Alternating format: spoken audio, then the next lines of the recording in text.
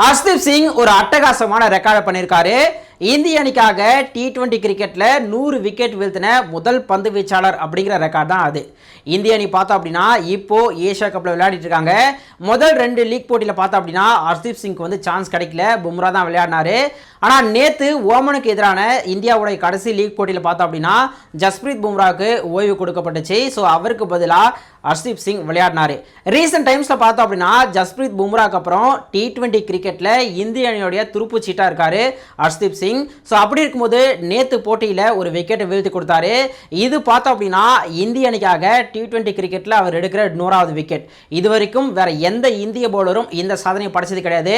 So அப்படிப்பட்ட ஒரு சூப்பரான ரெக்கார்டையும் படைச்சிருக்காரு ஹர்ஷ்தீப் சிங். அதுவே இந்திய அணிக்காக ஓடிஐயில் 100 விக்கெட் வீழ்த்தின முதல் பந்து வீச்சாளர் யார் அப்படின்னு கேட்டிங்கன்னா இந்திய அணிக்காக ஃபர்ஸ்ட் உலகக்கோப்பையை வின் பண்ணி கொடுத்த கபில் தேவ்.